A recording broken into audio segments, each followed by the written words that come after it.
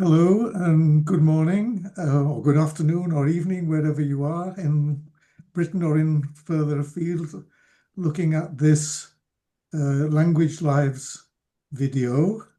Today we'll be talking to John Daniels, but hitherto we've had 7 or 8 interviews with people who have been researchers, inspectors, people working in policy making and so on. And now we're moving to the second phase of our project, where we'll be talking and interviewing people who, I suppose, essentially think of themselves as teachers and head teachers, as John, we shall find out, has been. John, of course, in a sense, has 2 roles in this project. He's been an interviewer in earlier interviews, but today he's on the other side of the desk, as it were, and being interviewed about his experience and his life as a language teacher.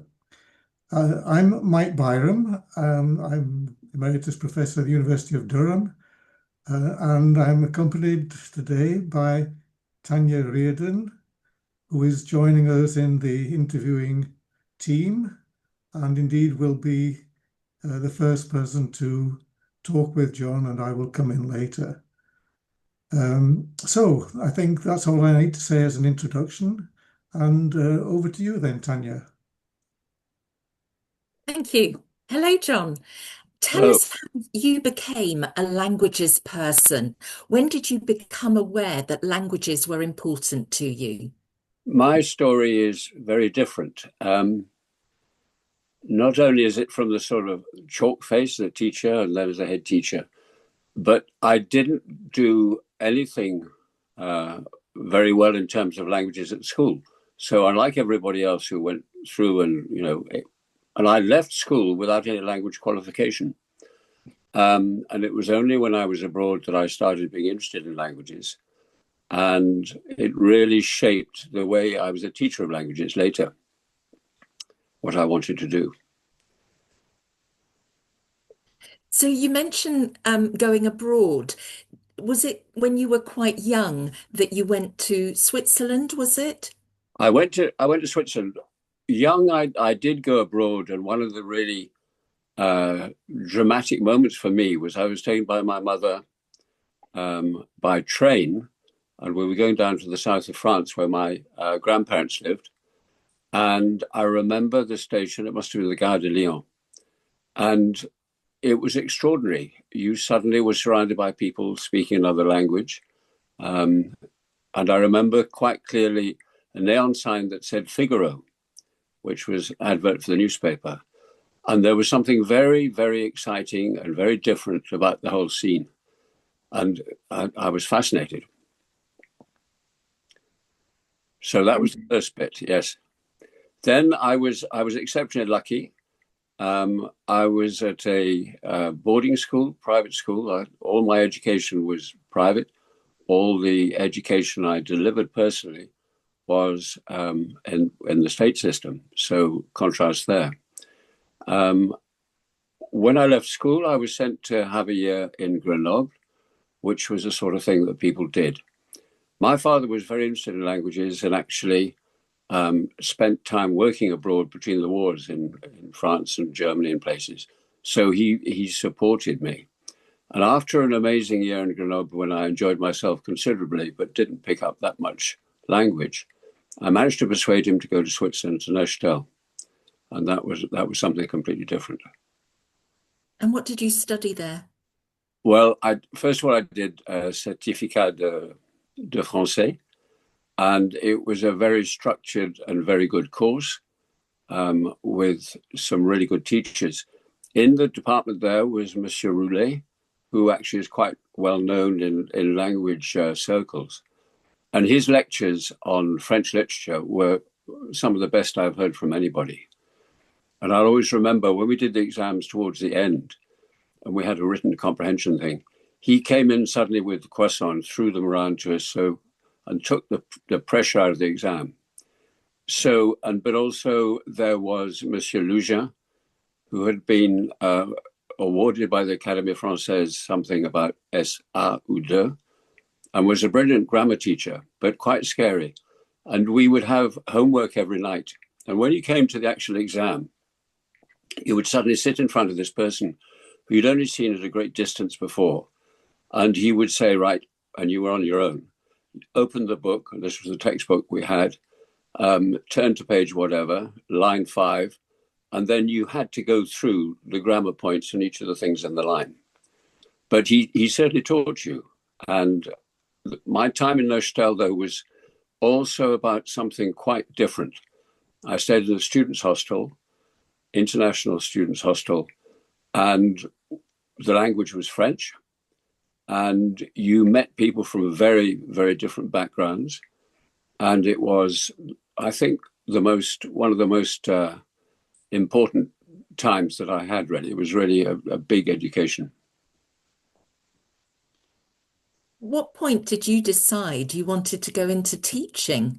Well, it became, after I'd done the language course, I then did a couple of years of sciences sociales, which was very good. Some of it was excellent, psychology, introduction au droit, and these sort of things. But then there were other things that really weren't very relevant, like Swiss droit du travail, where you learnt all about the watch, process and things. And there was an exceptionally fierce teacher who would demand things of you. And most of them, you had this book you had to get signed. And most of the teachers in the university would sign it automatically. He, and everybody was scared stiff of him, would arrive late for the class, and everybody would try to get their carnet in a position where, it was likely to be signed, because some he signed straight away. And then if you were actually there, he would look. He didn't like foreign students at all. And he would look, and he would pause, and he would ask you a complex question about Swiss droit du travail. So that was quite scary. And I thought, right, okay, it's time I came away from this. And I knew as well that if I waited any longer, it would be really difficult. So I applied to College of Education. And I thought, I suppose, initially I might have a shortened course, but I had to do the 3 years. But again, in an extraordinary way, it was very formative, because it was the moment when there was this real excitement about teaching French. So it was En Avant, and it was this French immersion in primary classrooms. And so I went from there into teaching it. So when you did this teacher training course that lasted 3 years, was it specifically French, or was it a general teaching qualification with French as an add-on? Yes, so it was a general certificate, but you specialized, and the French was a specialization. So there were good courses, and you had teaching practice right from the start. And I remember and because of my background, which was slightly rarefied, they decided to place me in schools that had a certain interesting background. So the first one I went to was Newsham in Blythe. And from the staff room window, you'd see the pit heap still.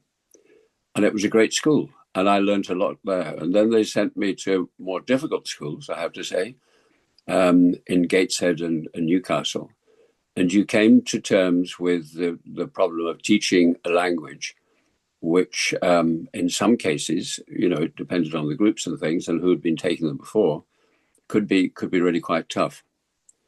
But then when I did, I came through that, and I ended up in a school which was just down the road from the college, and I stayed there all my teaching career.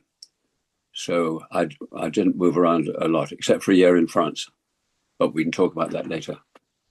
And this was a middle school, is that correct, John? Yeah, so 9 to 13. Middle schools now are going out fast, but they represented a really good age where the children are still enthusiastic. And the great thing was, if you got the right kind of head teacher, you could introduce things that in other places you might not be able to do. So how did French feature in the curriculum? Could you maybe tell us the ages of your middle school and how, because they will have been taught everything, won't they? So Yeah. how important was French? How did it feature within the broader curriculum?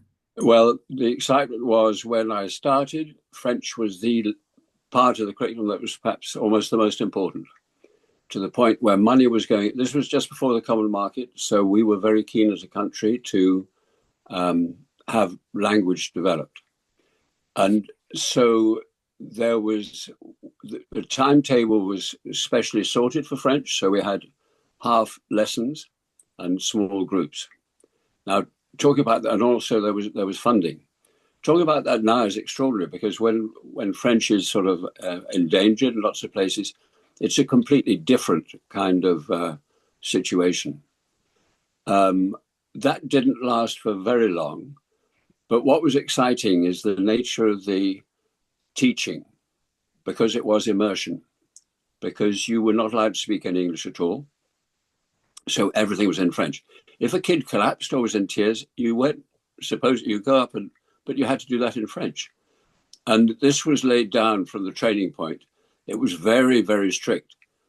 And what happened is teachers generally weren't able to cope with that. And most of the people I trained with came away from French teaching and became primary school teachers. Did you ever teach?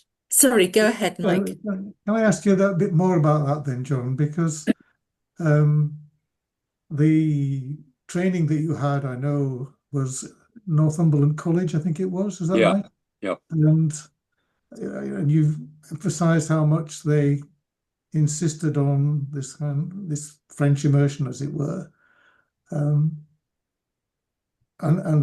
what you just said is interesting, because how people trained for French but then didn't continue. Is that what you're saying? And yes, it was a difficult thing to do. And I think I had the advantage of having spent time in French-speaking countries, so it was a little bit easier. But for many people, I think they found it was a tough subject to teach. I was lucky in the school I was in, which was, we had children from very different backgrounds, West Newcastle, some rural villages. So it was a very, very good sort of group of children we had. Now, in other areas, it would have been more difficult. And certainly the situation, I mean, what we were teaching is the En Avant, which I thought was a great system. And what they did is you had this story of these children and you followed it through. And it was this wonderful picture of French life, perhaps unrealistic. But unlike some of the later course books, you followed these people through and you could develop things like drama with them, improvised work and so on. And I think teachers tended to come out because, well, first of all, actually manipulating the material was quite difficult. You had these large posters and you had a tape recorder, and you probably didn't have a classroom, which was the French classroom. You'd have to take all this material around. And, you know, with these spools, they could fly around or whatever. And you had a huge amount of other material that you were supposed to handle. And I think that was slightly ambitious. But the philosophy behind it was terrific. The idea that you would get people through this immersion to actually develop their language skills. And all the sort of theory stuff was in place, and they were really excited about it. And they thought this was the way to teach younger people. But I think the main problem, which wasn't appreciated, was how you sustain that. And at that point, there weren't any tests in place. And I can't believe I'm saying this, but there was an absence of a kind of assessment. So you went through this and you did things with your classes. And sometimes, you know, it was great, but other times you just felt there was an element missing. You know, what did they do with this? What did that represent? And that's when we started investigating different kinds of learning procedures. Was want to go French? back. Go on. So, yeah. You said then that you had an advantage of having been in a French-speaking country in Switzerland and in Grenoble. So I'm assuming then that the other people did not have a period of stay or a year abroad or even months abroad who were studying, who were training to be French teachers. I think there was an absence of language graduates doing the teaching, and I wouldn't know. There will be statistics, I'm sure. Yeah. So quite a lot of the people would have a little knowledge of French, and they would be put in to do the French lessons. Others would go around different schools, I think, and that again would present problems.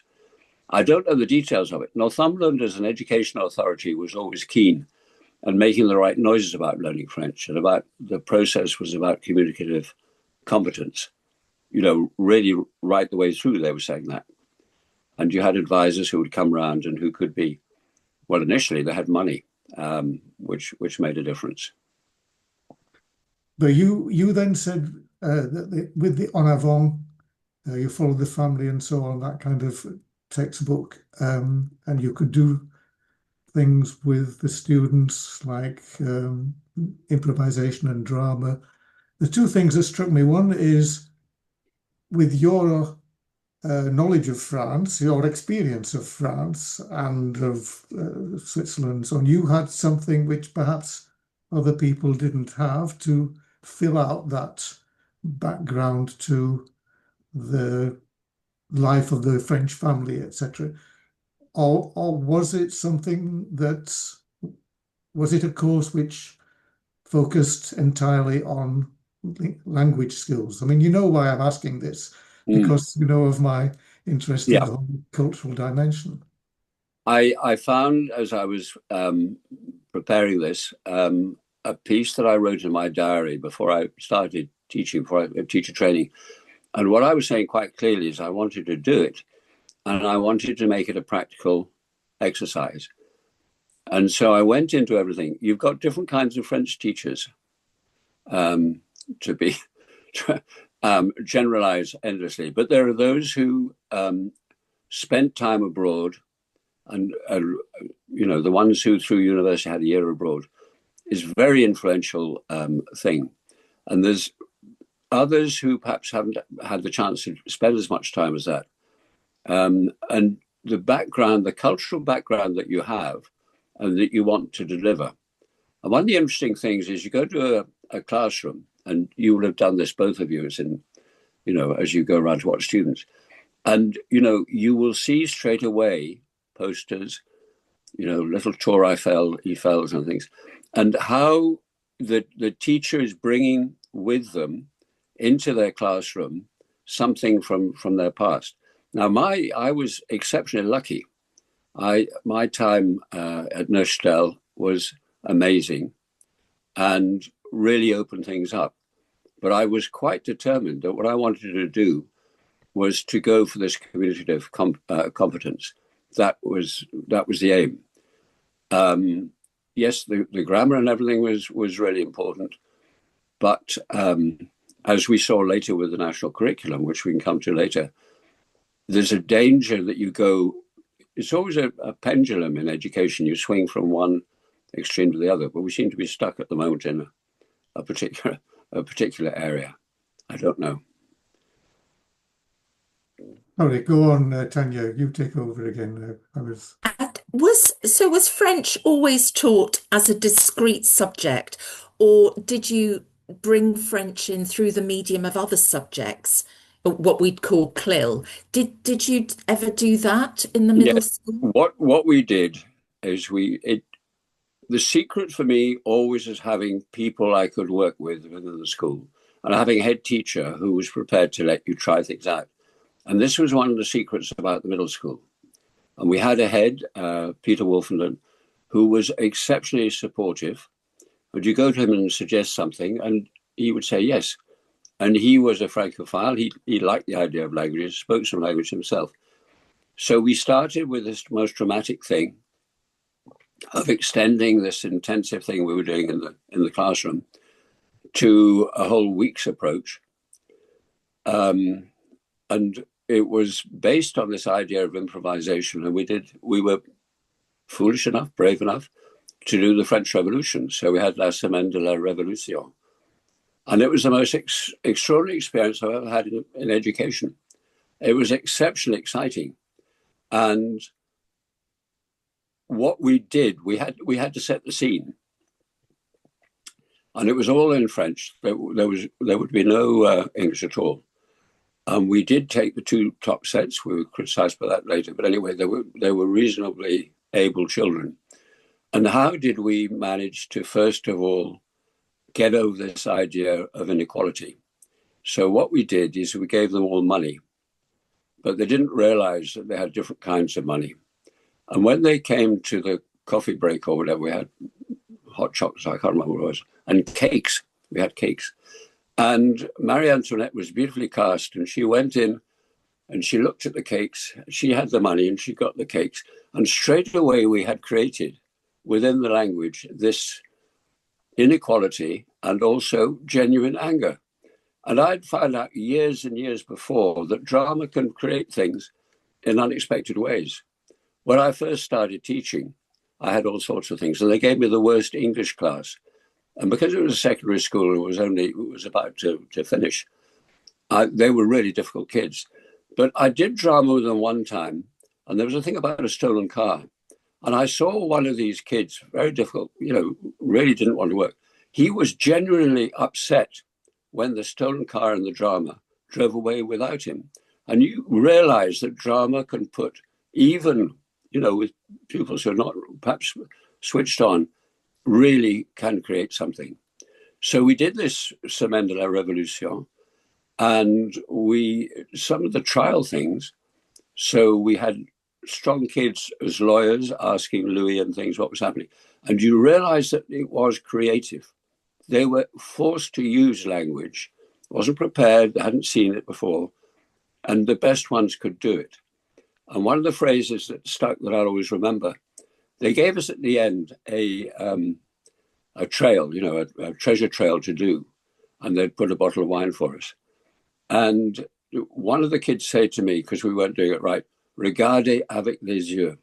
And it was straight. So you're finding kids are using language, very, very exciting. And we came away, and it was somebody called Barbara Porter, who was a drama teacher.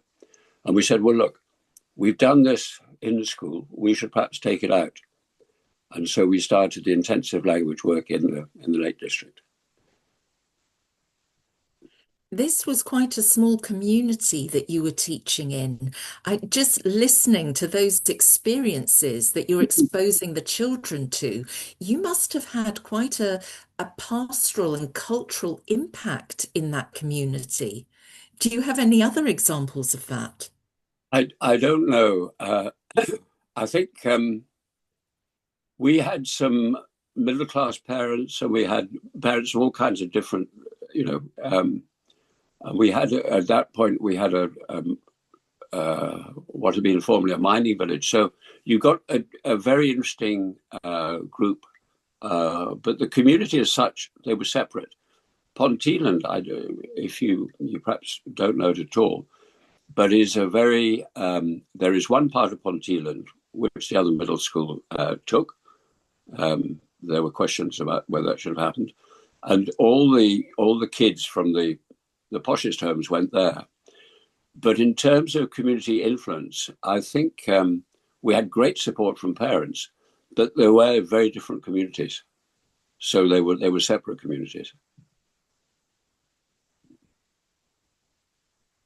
The way that you describe teaching French in the school just conjures up this image of freedom and creativity and being able to bring anything that you want to create your own curriculum. At what point did the national curriculum come in your career? Yeah, well, the 1990s, the curriculum came in, and the initial provisional document sounded really, really good. And I wrote something and said, great, it looks good. But then as it began to be fixed, I mean, I was saying before, there was no assessment element. But as it became fixed, we became caught up more in a tighter system. Now, we still use the intensive experiences. We went through that for about 10 years. And then we did French exchanges. But the curriculum began to have an impact. And the impact came in because obviously you've got attainment targets.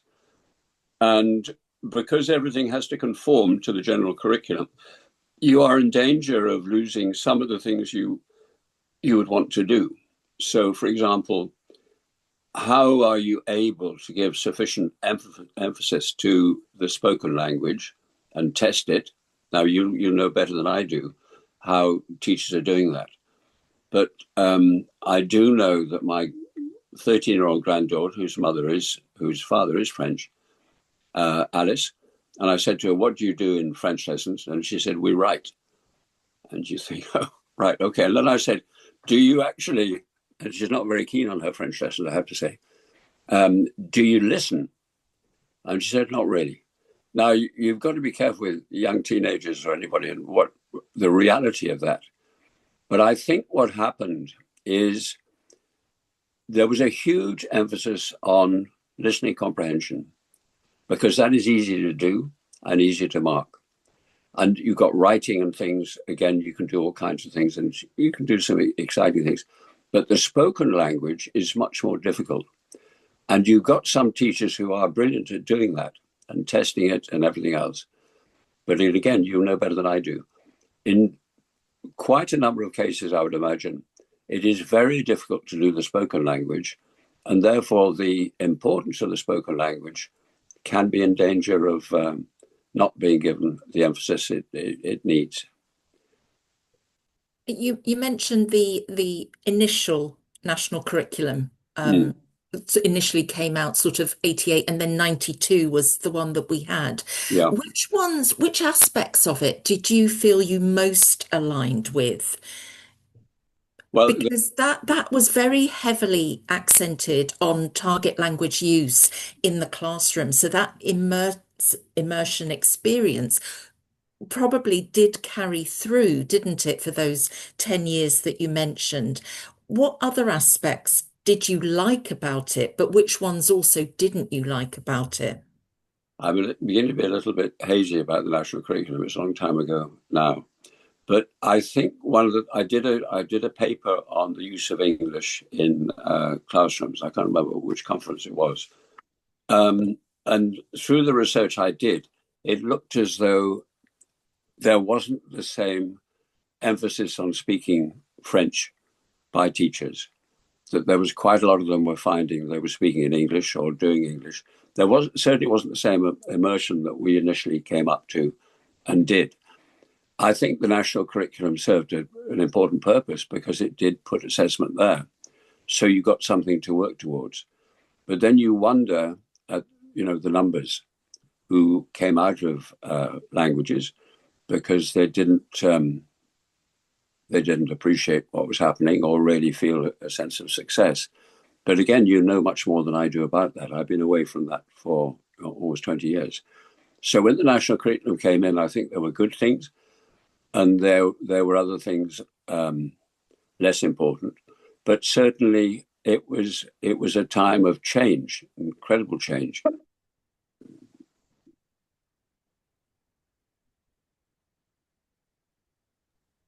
Sorry, are we still being heard? Yeah. Yes, do carry on, John. Right. Okay. I think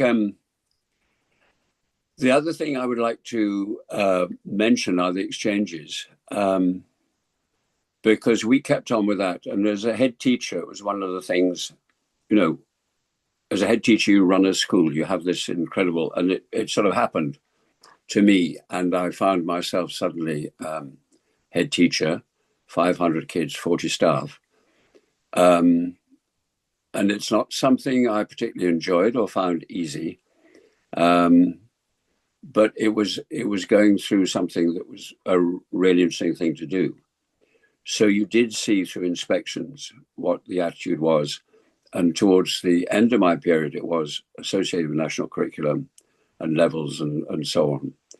And you did start to think we were being caught up in a system that was increasingly tightening, and we were forced to follow. And that wasn't a bad thing, providing we could do. And we had a head teacher who was prepared to go for different things and maintain, for example, exchanges. But the exchanges ended because of the problems of actually checking where the kids were going and everything else. And I think that was a real shame, because the exchanges took us into a more practical, realistic situation. And for some kids, they managed really well. Other kids, there was a culture shock element. And one of the things I always remember, we had this horrendous journey. We left at 11 o'clock, the school at 11 o'clock at night. And these were only 12, 13-year-olds. And you go on this long bus journey, and actually you're probably better travel through the night. And then you arrived down in the south at, can't remember where we went. But anyway, you then got Portsmouth it was, I think. And then you put them on the boat and you cross, and again, a long crossing. And if it's rough, difficult for everybody. And then when you get the other side, you put them on a bus and you go through France. And then you have this most dramatic, extraordinary thing where you arrive at the school and all the French families are there eagerly. And you stand on it's one of the most dramatic things, you can imagine, you've probably done it. And you call out the name, and this French family arrive, take this kid, put them in a French car, driving on the other side of the road, and take them to a completely different situation. And what's exciting when it works is they are then actually realizing this French culture they've been following and look at and everything else. And some kids were absolutely amazing in that situation. Really, I think it was a wonderful thing. In other cases, you had to keep going back and checking they were okay. But on the first morning after the bus trip, they'd had their first night in staying in the French house, we would take them down to the market in Sambria, Brittany, where the school was. And they would go around and buy, hot chocolate and things around there. And looking at them, you would think a lot of kids do this, and it's this visit they do. But the difference is, instead of just going here, look, here's France, this is what it's like, they are actually experiencing France in the homes that they're staying in. And the language thing is very interesting, because you find in some cases they're really developing elements of language, like words for nail varnish and things, that they wouldn't otherwise pick up, because this is the real language set up. But we kept that going. And as head teacher, we lost the contact with the French school, but we had an Italian exchange, which was marvelous, absolutely incredible. But it's the same kind of thing. You're taking people, they didn't have the language element, but they got to appreciate a different culture. Thank you very much, John. I'm going to pass over to Mike to explore a little bit more of your senior leadership roles. Yeah. Yes. Although before I go to that, I know there's one thing you haven't mentioned, which I know was an important experience. You were an exchange teacher in France. You exchanged with a French teacher who came and took your job, and you took his or her job in Brittany, I think. Yeah. You were still an ordinary teacher at that stage, I think, rather than I was a deputy head, and my head, and this shows how good Peter Wolfenden was, allowed me to go. So somebody else had to come, and the reason I went was Annie, my technical director, who you saw briefly there possibly, had to have a year abroad. She was doing a course, and her course was in fact more complicated because she didn't get the job she was supposed to be doing. But I was given this job in this Brittany school. And the woman, I'll never forget, she said to me, right, we got this nice place for you. And then suddenly there was a lot of thumping and something was happening. And her cigarette had set on fire the papers on her desk. And I couldn't work out at the time whether that was a good or a bad omen. But it was a nice school. And when you go to a different school like that, I thought I knew about France. I had a French son-in-law, spent a lot of time in France. But I discovered really there was all kinds of things I didn't know.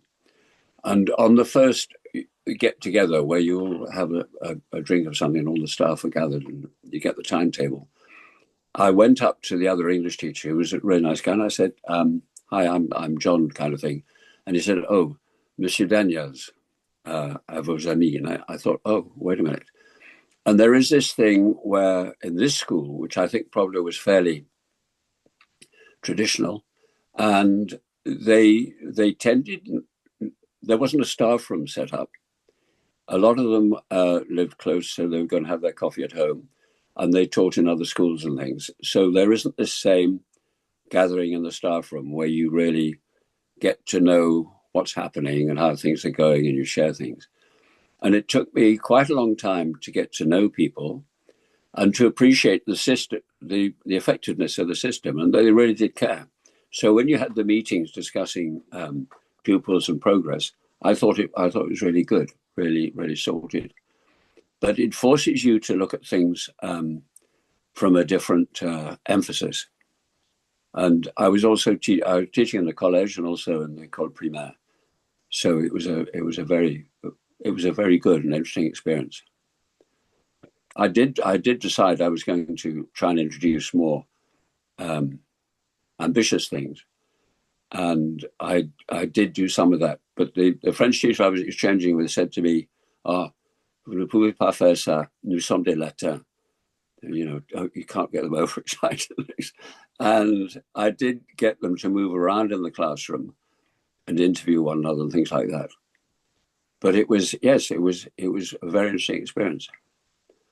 So you were teaching English as a foreign language as opposed to French as a foreign language, and in a non-Anglophone country. And one of the themes that has come up in our interviews, as you know, with other people, is the difference between teaching English as a foreign language around the world and the difficulties that English-speaking countries have in teaching foreign languages. And you think about your experience as an English teacher for a year and then for the rest of your career as a French teacher, was it different? Yes. The children would say to me, they wanted the words of the Queen songs, because straight away the pop scene was something they knew about. They were keen on English for that reason. And you realize that a lot that was going on outside, they were, even in France at that point, and it's gone even further now, I think, you had this influence of the Anglo-American sort of scene. And then you compare that with what we had, where there were some children who went to France, but mostly didn't, unless they went on an exchange. Just have to put in there on one exchange. We had one of the farming daughters decided she wanted to go on a second exchange, and her dad said no, unless, and what she did, she sold some of her lambs so that she could afford to go. So that was great. But I think there is this problem. How do you validate another language when it doesn't exist outside the classroom? You can do different things and make it as exciting and relevant as you can. But if you ask somebody in a cafe or restaurant or something, did you do French? They will often say, yes, I did, but I was rubbish. And they didn't have any certificate or anything to show that they'd had this experience. Now, I don't know, but it's complicated when you're dealing with something, a different culture which doesn't readily exist outside the classroom. I think it's not easy, and if you can't do things like exchanges, that makes it again difficult. Mm. Well, let's move on then to you becoming head teacher, and I believe you continued to teach French a little bit, even as a head teacher. Is that right? Was I? Yeah, it wasn't even a little bit. I inherited, because Peter Wolfman, I was doing 10 hours French a week, which is like 2 days, which was terrible. So you'd come from seeing a difficult parent or difficult pupil and have to go and teach a lesson. And the business of being a head teacher is pretty stressful, and to have to do the French on top of that.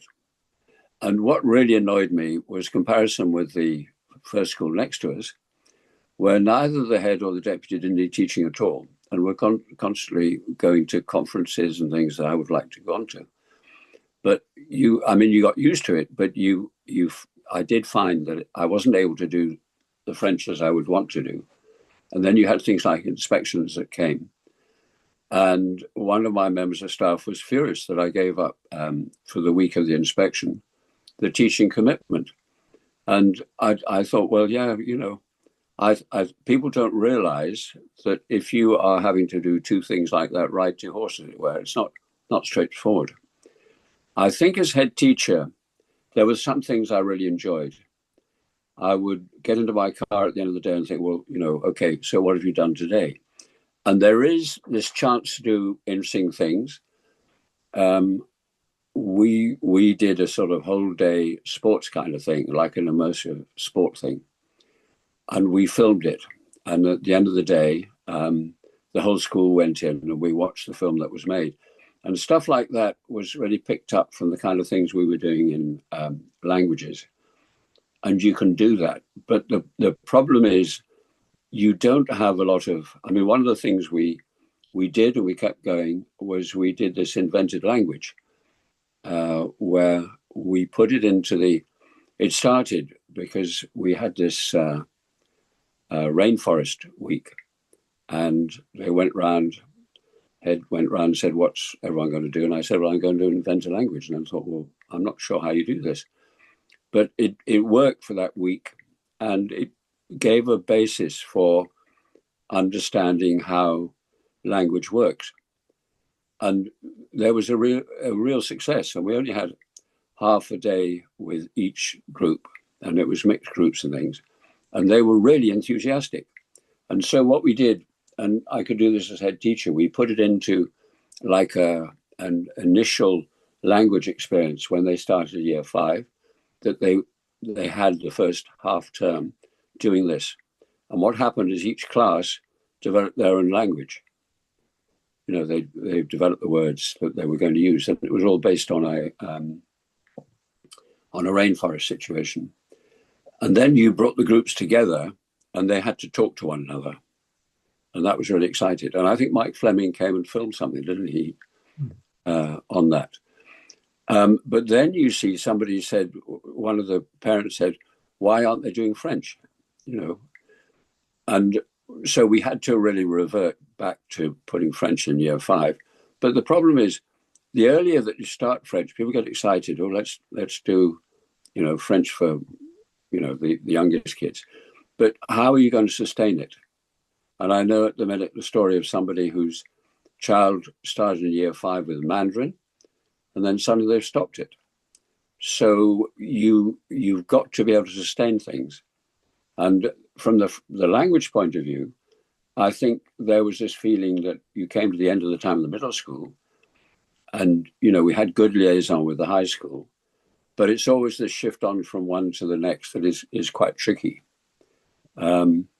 You get to know, as a head teacher, the other head teachers and things, and you can have influence and, suggest things and whatever. And I think I wouldn't have missed it for anything. I think it's been useful for me later, but it wasn't a role that I particularly enjoyed.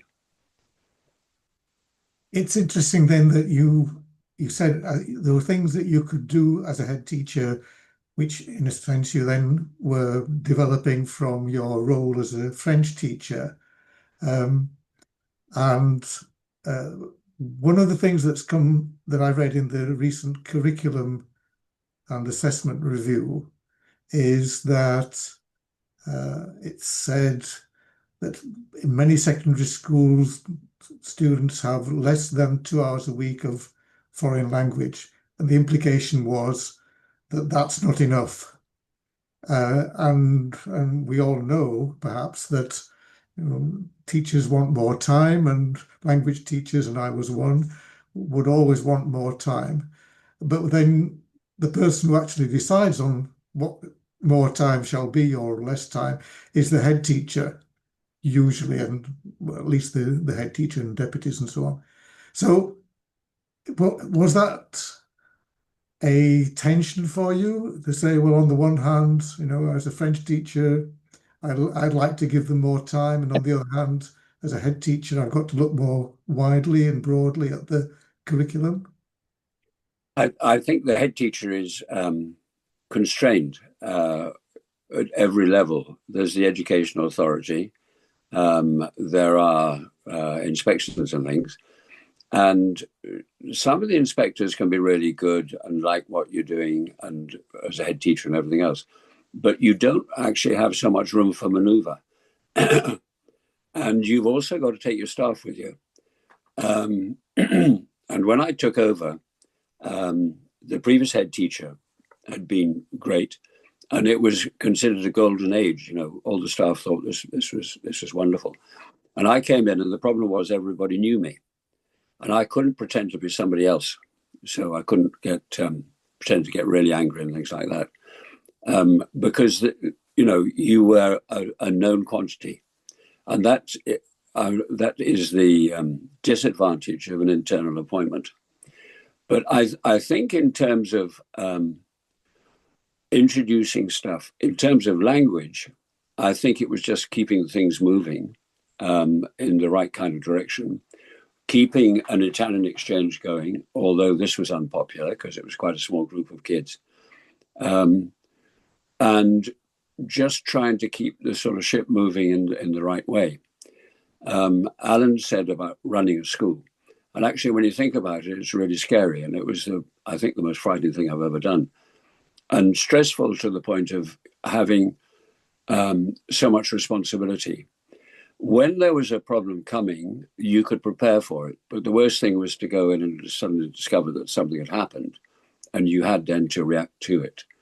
So room for maneuver in terms of introducing language things was pretty restricted, and I regret that.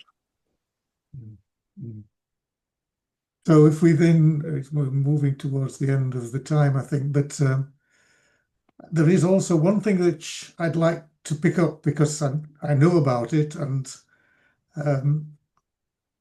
it hasn't been mentioned. You haven't mentioned it so far, except briefly in passing. I noticed that you extended the notion of intensive work to field work, and you took your students to the Lake District, and you did, I don't know how long, but some days of field work, and there was a storyline and so on, which was not particularly about France specifically, but they had to use French, and that and the drama, use of drama, are all connected. That's the whole theme of your work, which I think perhaps you could briefly talk about before we move. Yes, there was a French element to it originally, and it was about milice and so on. And one of the things really essential about it was we had about the educational authority let us have about 4 French assistants, and that was absolutely vital. And they kept things running. And you could tell when French was being spoken because the kids would use their hands. And when they're talking, I've got a photograph I could show you briefly, I won't look, which is you've got the 2 children and the French assistant. And the thing is, we know they're speaking French because they haven't used their hands, because it's a question of actually persuading people, because you don't have all the language. Now, I got really interested in going to conferences. Sorry, I interrupt you because Yeah. maybe there was a storyline. Just tell us briefly the story. So we had this character, Norbert, who had disappeared, and it was about looking for him. So we would have in the morning work on, they would do comprehension kind of work. And then the afternoon you'd be out in the moors, and it was February, so it was difficult weather. And the outdoor people we were working with loved this. They thought, and nobody had ever done this before. They got really excited by it. And they got very enthusiastic. But the problem was, obviously, they were speaking in English. And the most dramatic thing we did is right at the end, we had them go into this cave. And by candlelight, following the written clues, Norbert was saying, and there was this, we rigged up a what looked like a bomb with a clock and things and wires. And then there was a recording that they had to play, and they had to cut the wires according to what the recording said. And great. The problem was when we came to the end, the sort of finding Norbert in the end was slightly disappointing, but they came away that had this very different experience. And I think all that was in French. Yes, completely in French. Yeah. And it was when we started, there was this feeling of lifting off like an aircraft flying, and whether we could actually keep it in the air or whether the thing would come crashing down, because it would just take somebody to say, well, I don't, but it worked. And then somebody said to us, well, you shouldn't be doing this. It's too, you're just taking the best set. So we decided then, okay. So we took, the first thing we did on the 1989, the anniversary of the revolution, we took the weakest French group and did a thing out in Northumberland. And then each year from that point, we would take anybody who wanted to go. They all signed the contract. And so the weaker children would have to say to, the stronger ones and follow them, what was happening. And it worked. It still worked. It could happen. So we sort of knocked on the head this too elite idea. Yes, you said they signed a contract. That was a contract to speak only French during. Only French, yes. Yeah. Well, there are other things I know you did, exciting things I know you did, but we cannot go into all of those. Tanya, do you want to come back in on any of that? I wanted to know a little bit more about your research interests, John, because you were doing a PhD whilst being, was it a deputy head teacher? Well, yes. And then I became a head teacher, and Mike here said to me, I was following this cohort of pupils and looking at progress and things. And actually it was dead boring, and I wasn't exactly excited by it. And Mike said, well, make it autobiographical. So I started looking at the things we were doing, and that was, and I had to read all kinds of things like postmodernism and history and everything else. And that was fantastic. But the interesting thing was, I went through that. It was possible to develop this idea first with MA about this idea of vocabulary dormancy, which was the idea that not all the stuff in the classroom is going to be completely acquired. It reaches a sort of level where you can use it within the classroom frameworks and needs, but taking it outside there's only some of that material that is fully retained. Now, the problem was there needed to be some theoretical basis to understand this. And then I found Saussure, the linguist, and his ideas about language isn't about naming things, but there is a concept with a psychological element. Introduced the idea, for me anyway, that the words that are retained in, for example, an experience like a French exchange, suddenly the words that you've just had as seen an image of, a photograph, picture in the textbook, actually become reality. and you're using them. And as you use them, the concept you have on them has changed, and they begin to be more dynamic elements. Now, I did this at the Leuven conference, and one of the questions was, well, yes, those are single words. And thinking about that since then, I think the whole thing is there are some words that have more psychological depth, if you like, but they're not isolated because they work within the other vocabulary material they're associated with. And so you begin to have. So when we tested after the exchange, you could see that there was some elements of vocabulary that they would know that they hadn't encountered before, and others that they would have met in the classroom that begin to be more better acquired because of the experience they have. And this sort of excites me a lot, and I need to take it further. But I think Saussure is really interesting because he provides a way of looking at things that is a bit different.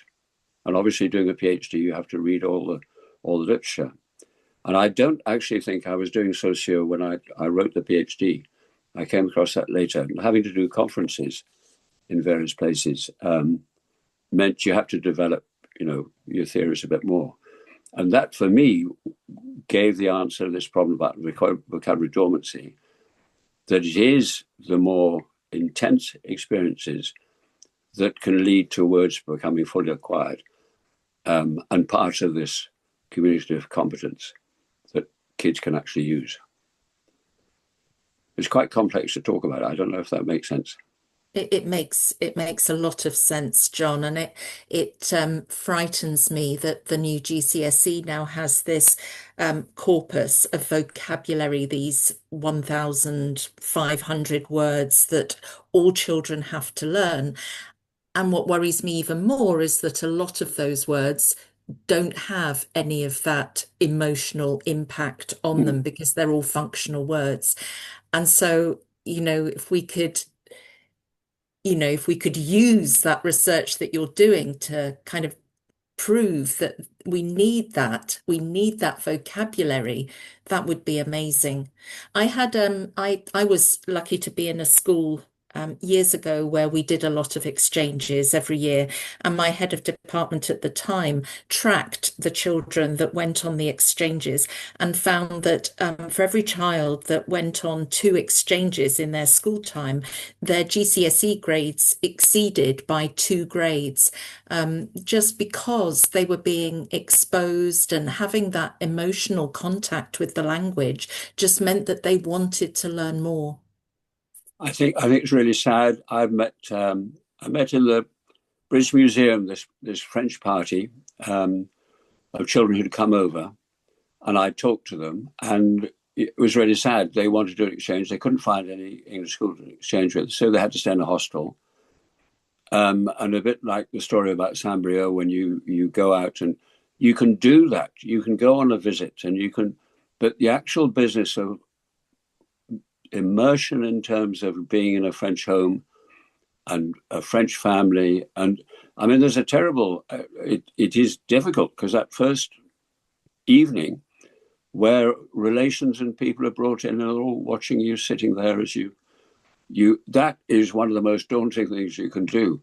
I had a lovely story. There was one, we made them write diaries, and there was one kid who said they were given a bowl and a spoon, and they thought they had hot chocolate. They thought that they had to use a spoon to eat the hot chocolate. And all kinds of things like that happen. And it is a huge adventure. And I'm quite sure that the kids who come out of it from an exchange, they have a better sense. And you talk to adults who've done exchanges, and they always remember them. And often there is a contact that stays. So I think, I don't know how you get around it, because you're dealing with health and safety and safeguarding and very, very powerful lobbies. When we did, you always had to fill in the things before an exchange. And the Educational Authority guide doing that side of things was an ex-Marine commando. And he said to me, we have to do this. So you can't stop doing exchanges. But I think we probably need a few more ex-Marine commando kind of people in charge of those kind of things to make sure they happen. I mean, geography tends to go to a place like Kenya. I don't know if they still do, they certainly did. So that kind of ambition is important because we're dealing with language. We need to give people the contact. Yes.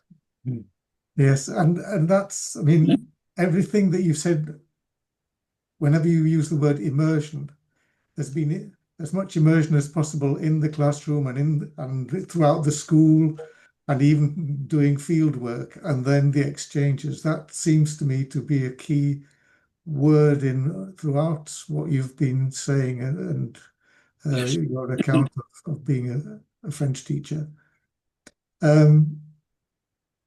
We usually ask people at this stage, as you know, because you've been an interviewer, are there things that you would like us to have asked, which we didn't think to ask, that we perhaps ought to have asked? I think you've done well. You've covered a lot. I thought the research would be difficult to talk about, but that's come in. And I think the only thing I would say is I remain really ambitious, and I'm doing a whole. It's not something going away. I've always said I would like to write a book about, and I've published a whole lot of articles on ways. It's what you were talking about, Tanya. Ways of making the language work for children. I think it's really important. So I don't think there's any other questions I would want to ask. Okay. Is there anything, Tanya, you want to add or? No, just thank you. And I've just been blown away by the creative nature of the things that you have done with the children throughout the years as a teacher. So thank you so much, John. Yes. I think the thing I'd have to say is it was always a question. I wasn't very good with textbooks, and so I wanted to do my own thing, and that actually was good, but also a failing. Not very good with textbooks, and I wanted to do my own thing. What a good way to end. Thank you very much, John, for everything. Right. Thank you. I will